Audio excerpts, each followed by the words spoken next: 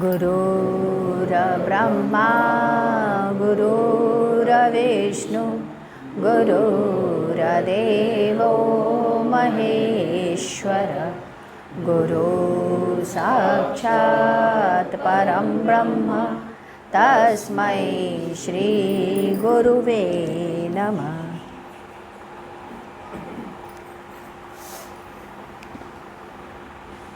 आइए आगे की तरफ पढ़ें।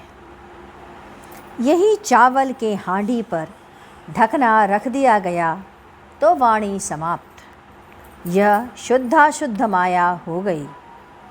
अब आपको तटस्थ हो जाना है। आपके अंदर साक्षी भाव आ जाए। बेटा मर गया फिर भी शांत, मकान गिर गया तब भी आपको क्या करना है? चुप रहना है। सिर्फ देखते जाना है, देखते रहना मात्र है। हम बोलते चले जाएंगे और आप सुनते चले जाएंगे। कल दोनों ही नहीं रहेंगे। अतः स्वयं साधना कीजिए और पाकर एक हो जाइए। यही उत्तम रासलीला है।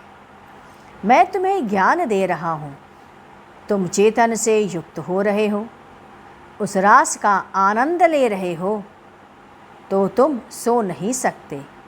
रास में यही तो होता है। तुम्हारा वह प्रेमी हाथ पकड़ के तुम्हें नचाता है।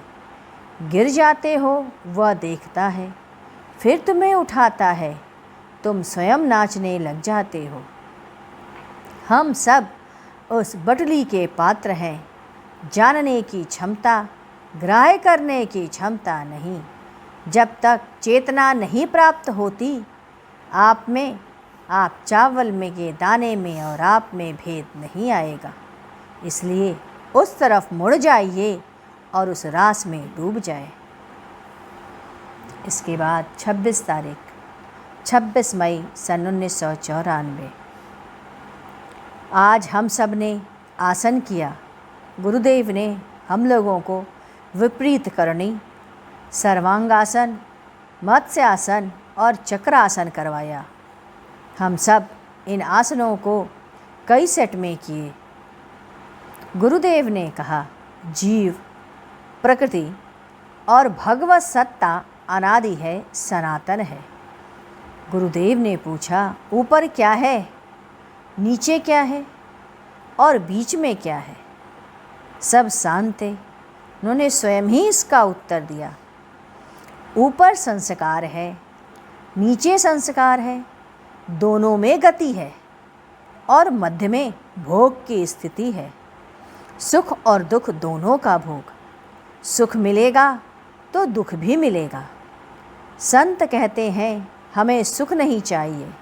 सुख चाहने वाले को अंत में दुख मिलता ही है और दुख चाहने वाले को दुख ही मिलता है। सुख अंत में दुख में मिल जाता है। जो सुख और दुख दोनों से परे है वह पुरुष है। पुरुष का अर्थ है जो अपने में स्थित हो जाए, वही पुरुष। इसलिए साधना करो। स्वयं में तकलीफ नहीं होती। शास्त्र 4 विधि बताते हैं जिसके द्वारा आप ऊपर की स्थिति पा सकते हैं और जा सकते। पहला, साधना। गुरु के द्वारा बताए गए साधना को करना, अर्थात गुरु की कृपा। गुरु के द्वारा ही भगवान की प्राप्ति होती है। इसमें श्रम हो, यम हो, नियम हो, शुद्धता हो और विवेक की आवश्यकता है। दूसरा, संत समागम। जो संत मिले उसके साथ रहें। ऊंचे दर्जे के महापुरुष हो, उन्हीं के साथ आप रहो। उनका जूठा खाओ, उनकी वाणी सुनो, उनके कहे पे चलो। तीसरा, अनन्य भक्ति और प्रेम। अनन्य भक्ति हो, अद्वैत प्रेम हो। ना तू रहा न मैं रहूं। शरणागत और समर्पण दोनों ही होना चाहिए। झुक गए तो झुक गए। आपके स्वयं का अस्तित्व समाप्त हो गया। चौथा, प्रगाढ़ संबंध। गोपियों ने संबंध जोड़ा, देवकी ने संबंध जोड़ा, यशोदा ने संबंध जोड़ा, अक्रूर ने संबंध जोड़ लिया, विदुर ने भी संबंध जोड़ा और सभी पार पा गए। कोई ना कोई संबंध बना लो, अपने को उससे जोड़े रखो। संबंध में अधिकार स्वतः ही आ जाता है। कहते हैं महापुरुष का जो प्रकाश है उसमें आप आ गए तो युक्त होना ही है। आप मेरे हो यही कहते कहते अपना लिए उसे और ऊपर की तरफ चले गए। इन 4 तरीकों से ऊपर की गति निर्धारित हो जाती है या गति मिल जाती है। इसमें कुछ भी देखना नहीं पड़ता कि शून्य है, महाशून्य है, क्या है। वह पुरुष उस दर्जे का मालिक है और वही तुम्हें ले करके चला जाएगा। एक घटना महापुरुष बताते थे कि एक महिला की शादी हुई। सुहाग रात के दिन बिस्तर के नीचे एक सांप बैठा था।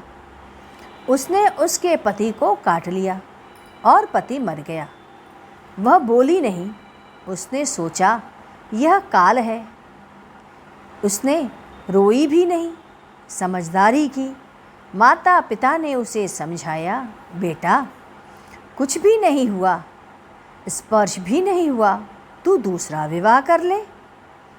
स्त्री ने कहा, पिताजी यह बात की बात है, आपसे प्रार्थना है, मेरे पति का जो संस्कार होगा उसमें से थोड़ी सी सूखी राख ला करके इसी सिंदूर के डिब्बे में रख देना। दिन बीतता गया, जैसे तैसे उम्र बढ़ती गई। भोजन करना छोड़ा, अंत में वह मर गई। वैराग्य बन गया, साथ ही साथ संबंध भी बना लिया और गति पा गई, ऊपर की तरफ निकल ली। गुरुदेव ने कहा 2 स्थिति होती है, पहला ब्रह्मांडी मन और दूसरा संस्कारगत मन। ब्रह्मांडीय मन आज्ञा चक्र के निकट रहता है। श्याम और श्वेत दरिया कालापन लिए हुए है किंतु सफ़ेद फेंके हुए है। इसी में बैठकर आपको साधना करती हैं। एक ज्योति मंडल बन जाता है। यहीं से पिंड उतराती है और यहीं से सूक्ष्म होने लगती। पिंड में 9 और ब्रह्मांडी में 10 द्वार हैं। जब आपकी साधना की ऊष्मा ऊपर चढ़ती है तब ब्रह्मांडीय मन कार्य करता है। यह प्रकृति का अंतिम द्वार है। यहीं त्रिलोकाधिपति का दर्शन होता है।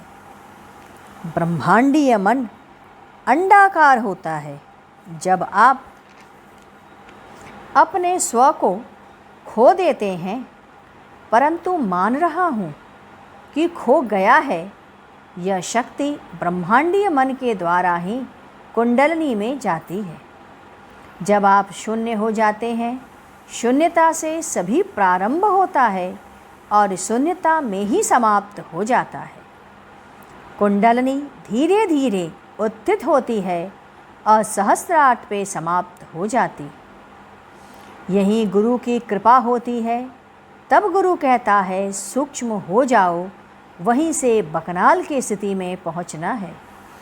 बकनाल के रास्ते से जैसे ही आपका ध्यान निकला तो महाकुंडलिनी विस्तार देने के लिए खड़ी है। ब्रह्मांडीय मन ऊपर की दशा से नीचे की नहीं, शिव शक्ति समवाय अवस्था आत्मभंजन द्वारा ही होता है। जब आप बिल्कुल शांत हो जाते हैं तब आत्मा स्वयं में उठ खड़ी होती है और वह परमात्मा को भजने लगती है। आइए हम लोग गुरु कीर्तन करें। ओम गुरु ओम गुरु ओम गुरुदेव जय गुरु जय गुरु जय गुरुदेव। ओम गुरु ओम गुरु ओम गुरुदेव जय गुरु जय गुरु जय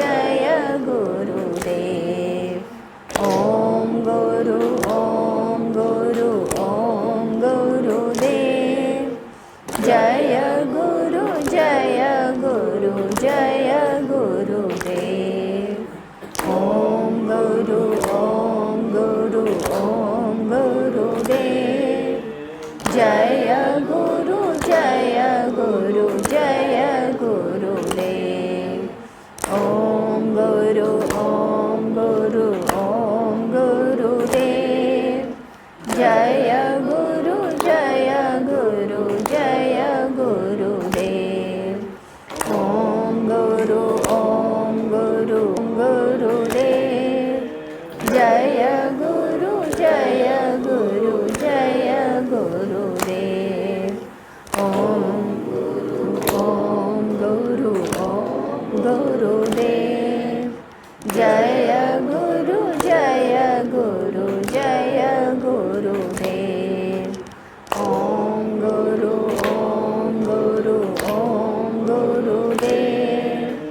जय गुरु जय गुरु जय गुरुदेव। ओम गुरु ओम गुरु ओम गुरुदेव।